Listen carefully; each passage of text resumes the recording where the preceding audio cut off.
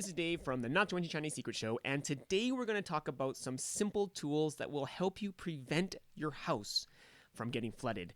And what you're looking at right now is my home studio, and this is located, unfortunately, right below our kitchen. Yes, our kitchen. And spoiler alert, it was our kitchen faucet that had a defective part in its wand, its extendable wand, that went bad. And sadly, that caused the entire flooding of our kitchen, requiring the ripping out of the floors. And that is why I am in this beautiful hotel right now as they fix our house. And I really wanted to make this video to help my friends, that would be you included as well, yes, to never have to go through this, because it's a big pain in the butt.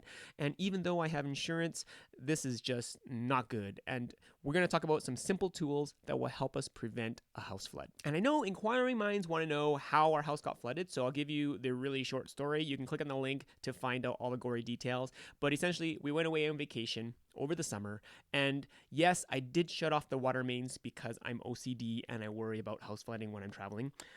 But I did have my cousin who was looking after the house while we were gone turn on the water mains the day before we arrived home. Thank you so much, Julian. And unbeknownst to him and unpreventably, what happened was the kitchen faucet, right? It's one of those with the extendable wands. It failed. There's a little part in the wand that failed. And so there's a slow drip that was over counter and under counter and soaked the ceiling to our basement and dripped onto our basement floor. So as you can see in this picture, you can see that the ceiling is all wet. It was dripping from the light fixtures. The light fixtures were full of water, those little ceiling nipple lights, and it was dripping onto our floor. And, you know, it's only stuff that we had to worry about, so I'm glad that this isn't more of a relationship disaster or a health scare. But if there's anything I can do to prevent this in the future, I would definitely do it. And there's some cheap tools that I'm going to share with you right now that will hopefully prevent one of these inconveniences in your life. I should note that all the links are in the description, and with a full write-up and any corrections or improvements that I find in this method, I will also put in there. So check those out for sure. Now, the first tool is actually pretty cheap. They're about 10 bucks Canadian each, and there's these little water alarms. They're pretty simple devices that have an audible alarm. They claim 130 decibels, and it's got a little probe. You stick a 9-volt battery in it. When the probes touch water, this really annoying sound goes off. This is the most inexpensive option I could find that would tell me when water is somewhere where you don't want it. Now, these are cheap and easy to install. Just stick a 9-volt battery in it and put them everywhere a sink is, put them everywhere a toilet is, and I literally have these all over my house now. Everywhere where there's a faucet or a toilet, it's there. Now, the cons, they are battery run, so you're going to have to change the batteries probably every year or two, I'm assuming. And also, I find that there's an inconsistent volume to all of them. I did test every single one of them before I put them into place.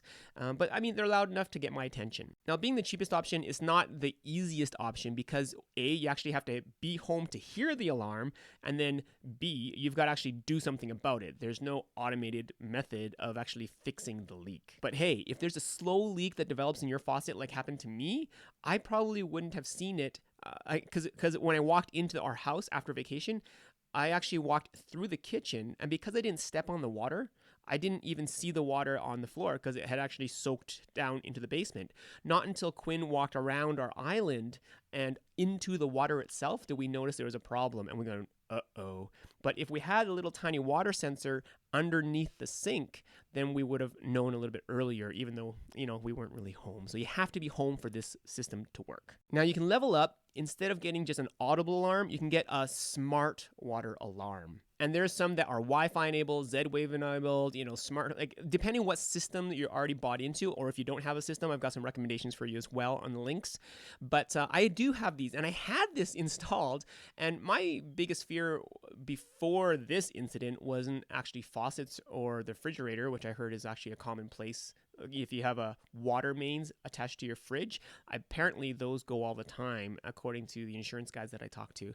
And anyways, I would put one there too by your fridge if you've got water coming out of your fridge. But mine was actually put by my laundry. There's a couple different ways to do this. There's water alarms, which are very similar to the 9-volt battery one, except that they'll send you an alert on your app, so you could be anywhere in the world and know that your house is flooding. It won't do anything about it, but you'll know, and you can have somebody check it out. Another option instead of a water alarm is a smart water monitor. Dave, what's the difference between a water monitor and a water alarm? I'm glad you asked. A water alarm just gives you an alert when it notices water on its probe, right? But a water monitor attaches to the main water mains pipe of your house.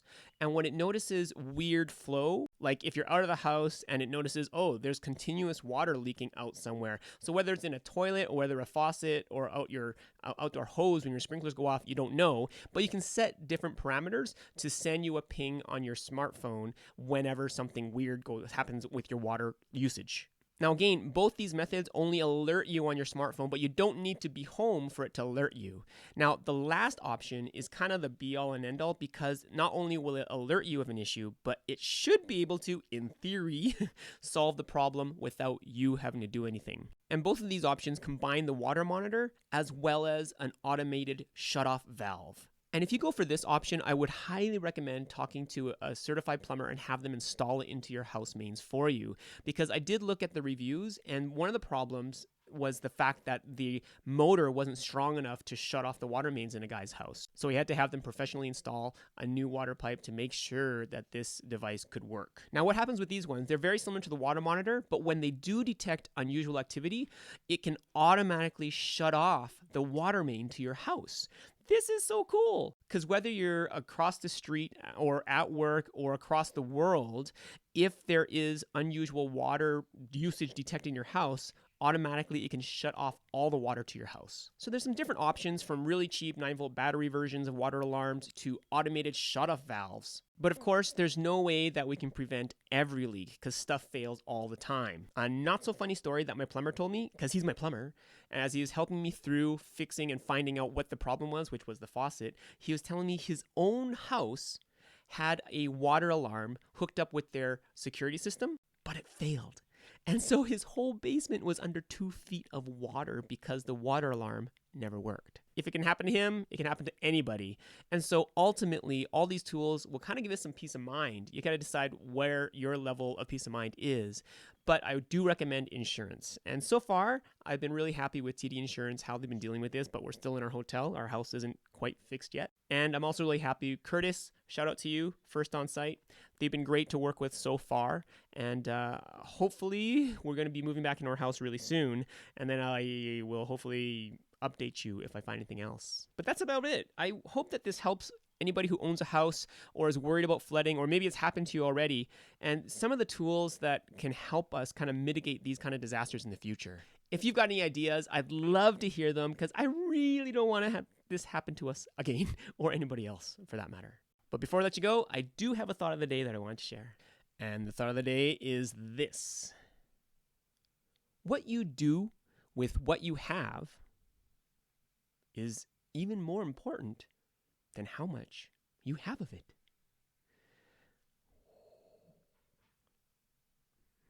Time, money, health, friends. That's about it. But thanks for watching, guys. Again, links and notes are in the description. God bless, and I'll see you in the next live stream.